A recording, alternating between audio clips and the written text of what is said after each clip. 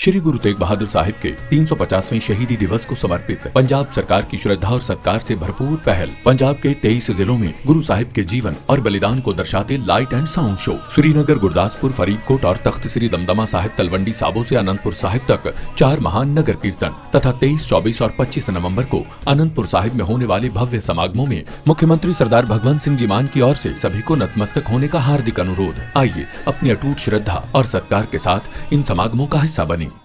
नमस्कार, आप देख रहे हैं एनएफ न्यूज। मैं हूं रोहित पांडे। बीजेपी जिस तरीके से बिहार में लड़ी उसका नतीजा यह हुआ कि एनडीए को प्रचंड बहुमत मिला।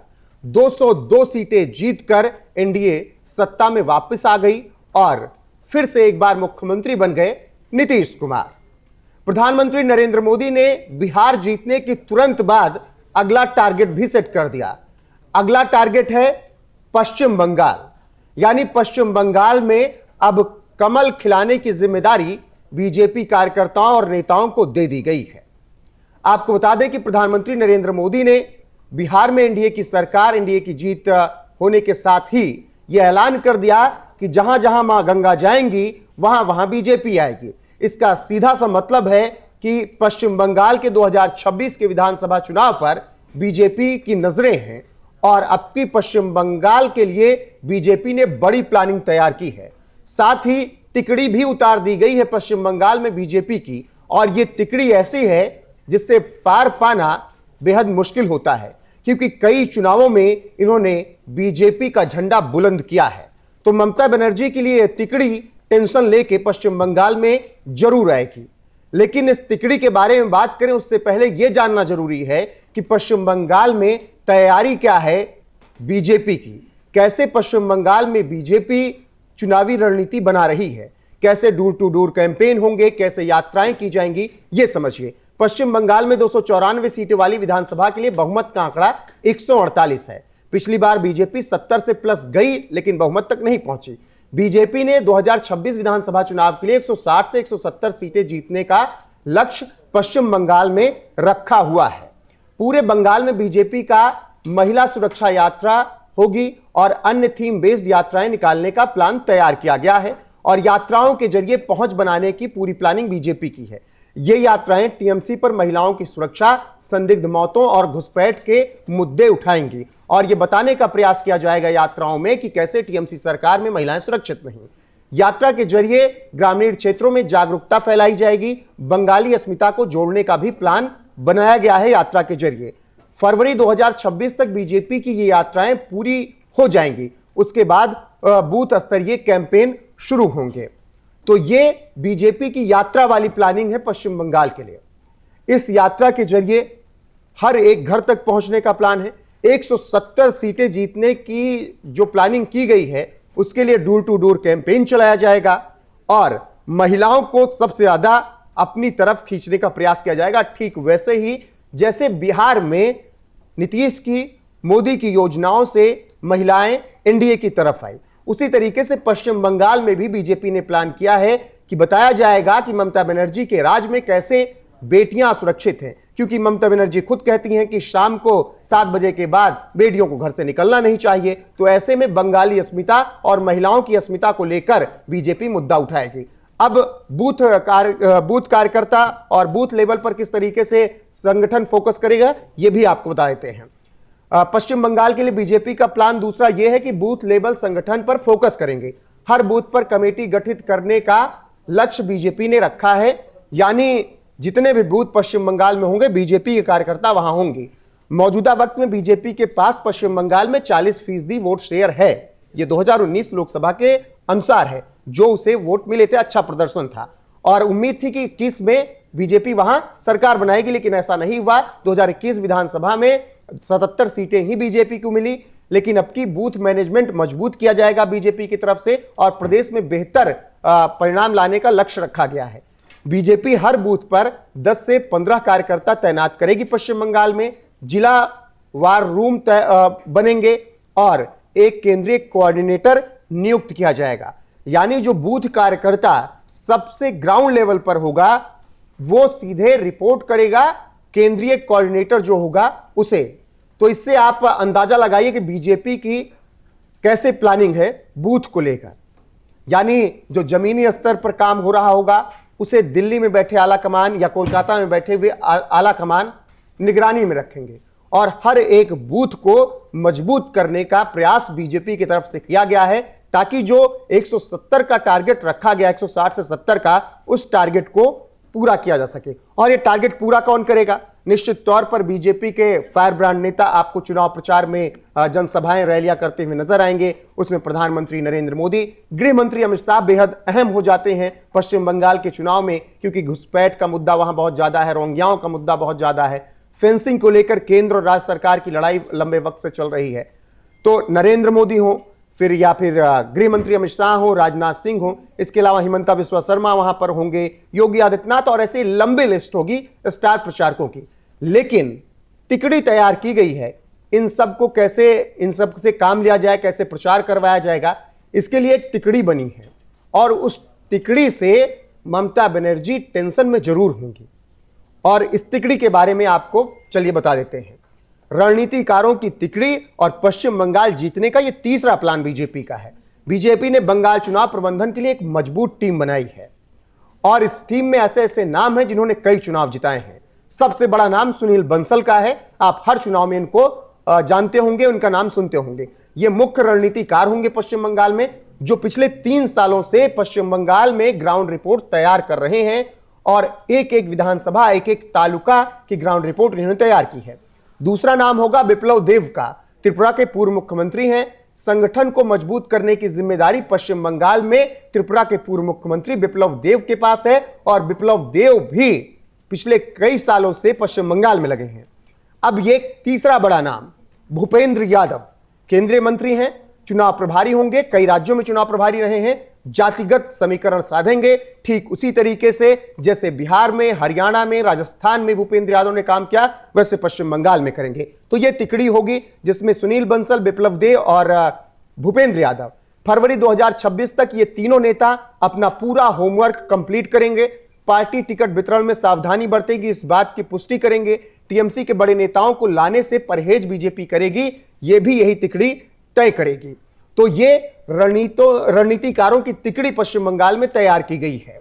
और जो सबसे अहम लास्ट में था कि टिकट वितरण में बहुत सावधानी बरती जाएगी, वो इसलिए कि 2021 के विधानसभा चुनाव में बीजेपी ने सबसे बड़ी गलती टिकट वितरण में की। तमाम ऐसे नेताओं को टिकट दे दिया जो कुछ घंटे पहले टीएमसी से आए थे और उन्हें टिकट थमा दिया गया। उसका खामियाजा बीजेपी को भुगतना पड़ा, वरना 77 सीट लाने के जिस तरीके से लाए थे वो प्रदर्शन और बेहतर होता, क्योंकि 2019 के लोकसभा चुनाव में पश्चिम बंगाल में बीजेपी काफी मजबूती के साथ दिखी थी। तो ये तिकड़ी ये कंफर्म करेगी कि भाई टीएमसी के ज्यादा नेता ना आए और टिकट सही से दिया जाए। तो कुल मिलाकर ये 3 प्लान बीजेपी के होंगे पश्चिम बंगाल में और ये वो 3 रणनीतिकार अहम होंगे जो कि ममता बनर्जी की टेंशन बढ़ाएंगे। और बिहार वाला भी फॉर्मूला आपको यहां पर नजर आ रहा होगा। बिहार में भी महिलाओं को साधने की कोशिश की गई।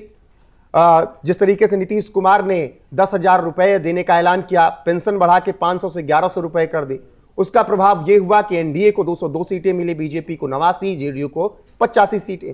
वही पश्चिम बंगाल में लागू किया जाएगा कि महिलाएं सुरक्षित नहीं है ममता राज में। एक महिला मुख्यमंत्री के राज में महिलाएं और बेटियां ही सुरक्षित नहीं है, क्योंकि वो महिला मुख्यमंत्री खुद कहती है कि बेटियां शाम को ना निकलें, क्योंकि शाम को निकलेंगी तो अपराध तो होंगे ही। तो इन सब मुद्दों को बीजेपी उठाएगी।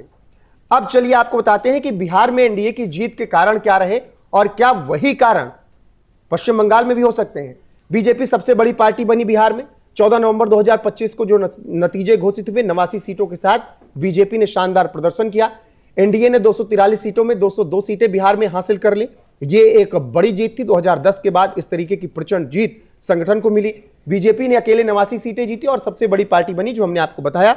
महागठबंधन आरजेडी जिसमें कांग्रेस है, वो महज 35 सीटों पर सिमट गई। 6 सीटें कांग्रेस के हिस्से में, 25 सीटें आई किसके हिस्से में? आरजेडी के हिस्से में। तो बीजेपी सबसे बड़ी पार्टी बनकर उभरी। और ऐसे में सबसे बड़ा कारण थी महिला वोटर। महिला वोटर कैसे कारण थी ये आपको बताते हैं, दिखाएगा। महिला वोटरों की अहम भूमिका रही बिहार विधानसभा चुनाव में। महिलाओं ने विकास, सुरक्षा और कल्याण योजनाओं के कारण एनडीए को समर्थन किया। नीतीश कुमार की योजनाओं को सपोर्ट किया। नीतीश कुमार पर महिलाओं का विश्वास अटूट है, जैसे पहले से रहा है। शराबबंदी हो, फिर 10,000 रुपए देना हो, 1100 पेंशन करना हो, नीतीश की योजनाओं पर महिलाओं ने मुहर लगाई, क्योंकि उन्हें नीतीश पर भरोसा है। पीएम मोदी का मैजिक भी दिखा और नीतीश की स्थिरता ने जातिगत समीकरण को भी बिहार में साथ दिया। और जंगल राज के दौर पर एनडीए ने करारा प्रहार किया, लालू परिवार के भ्रष्टाचार को उजागर किया और यह बताया कि महिलाएं कैसे सुरक्षित नहीं थी लालू और राबड़ी राज में, क्योंकि आईपीएस और आईएएस की बीबियों के साथ दरिंदगी होती थी और आरजेडी के नेताओं के बेटे किया करते थे, उनकी सुनवाई नहीं होती थी। तो ये जंगल राज का जिक्र करके महिलाओं को यह बताया एनडीए ने बिहार में कि अगर जंगल राज आ गया, लालू आ गए, तेजस्वी आ गए, तो फिर वही जंगल राज लौटेगा। ऐसे में महिलाओं ने नीतीश कुमार को ही चुनना बेहतर समझा। अब यही प्लान तैयार किया गया है पश्चिम बंगाल के लिए, जो मैंने शुरुआत में आपको बताया कि पश्चिम बंगाल में भी बंगाली अस्मिता और महिलाओं की अस्मिता का मुद्दा बीजेपी सबसे बड़ा बनाएगी। वो चाहे आरजे कर मेडिकल कॉलेज का मामला हो या इसके अलावा तमाम ऐसे मामले हो, हावड़ा से लेकर कोलकाता या फिर आप चले जाइए मालदा की तरफ, ये सब मुद्दे जहां पर महिलाएं प्रताड़ित की गई, जिन्हें मारा गया, रिपोर्ट तक दर्ज नहीं हुई, वो सब मुद्दे बीजेपी उठाएगी। और रोहिंग्याओं और घुसपैठियों का मुद्दा तो पश्चिम बंगाल में रहेगा ही रहेगा। अब जब जिक्र हो रहा है रोहिंग्याओं और घुसपैठियों का, तो फिर एसआईआर का जिक्र ना हो, यह कैसे हो सकता है। और एसआईआर बिहार में हुआ, वहां से फर्जी वोटरों को भगाया गया, और फर्जी वोटर किसके वोट बैंक थे यह बताने की जरूरत नहीं है। पश्चिम बंगाल में भी वही हाल है। बांग्लादेशी और रोहिंग्या फर्जी वोटर बनके एक विशेष पार्टी को वोट करते हैं, तो उनका भी सफाया शुरू कर दिया गया है। तो क्या एसआईआर भी बड़ा कारण बन जाएगा पश्चिम बंगाल के चुनाव में, ये आपको बताते हैं। बिहार की तरह बंगाल में एसआईआर का प्रभाव होगा, सबसे बड़ा सवाल है। बिहार में चुनाव आयोग ने चुनाव से पहले वोटर लिस्ट का एसआईआर करवाया और इस सर्वे ने फर्जी, मृत और स्थानांतरित वोटरों को बिहार से हटा दिया। यानी जो दूसरी जगह चले गए या जो मर गए या जो फर्जी तरीके से रह रहे थे, उन सब को हटाया क्योंकि उनके पास प्रूफ नहीं थे। अवैध घुसपैठियों, बांग्लादेशी, रोहिंग्याओं का सफाया बिहार से हुआ। फर्जी वोट नहीं पड़ सके, और फर्जी वोट नहीं पड़ सके तो फिर क्या कुछ हुआ ये सब ने देखा। बंगाल में भी एसआईआर की वजह से फर्जी मतदाता हटाए जाएंगे और बांग्लादेशी, रोहिंग्या भगाए जाएंगे, तो बंगाल चुनाव भी नीट एंड क्लीन होगा। बांग्लादेशी, रोहिंग्याओं का सफाया बंगाल से होगा, जिसका प्रभाव चुनाव पर जरूर पड़ेगा। अब किसके पक्ष में पड़ेगा यह बड़ा सवाल है। बांग्लादेशी, रोहिंग्याओं को किसने बचाया, किसको वो वोट करते थे, ये बातें आपको पता होंगी। तो अगर बांग्लादेशी, रोहिंग्या नहीं रहेंगे तो निश्चित तौर पर नीट एंड क्लीन एग्जाम मतलब इलेक्शन पश्चिम बंगाल में होगा। तो कुल मिलाकर एसआईआर भी एक अहम मुद्दा पश्चिम बंगाल में, और तमाम मुद्दे जिनमें महिलाओं की अस्मिता, सुरक्षा की बात, इसके अलावा प्रशासन की बात, ये सब बातें उठाई जाएंगी। पश्चिम बंगाल ही वो राज्य है जहां से कई ऐसी घटनाएं घटी, जहां से कई ऐसे बयान टीएमसी के नेताओं के आए कि हम अपने वक्त का इंतजार कर रहे हैं, हमें बहुसंख्यक होने दीजिए, फिर हम सबक सिखाएंगे। उन्हीं नेताओं के रैलियों में, जनसभाओं में देश विरोधी नारे लगते हुए दिखे, देश विरोधी झंडे दिखे। उन सब का प्रभाव तो निश्चित पड़ेगा। और इसीलिए अमित शाह ने यह क्लियर कर दिया कि दीदी आपका वक्त खत्म हो चुका है, और प्रधानमंत्री ने भी कह दिया कि मां गंगा जहां जाएंगी वहां पर बीजेपी तो आएगी ही, क्योंकि एनडीए पर अब सबको भरोसा है।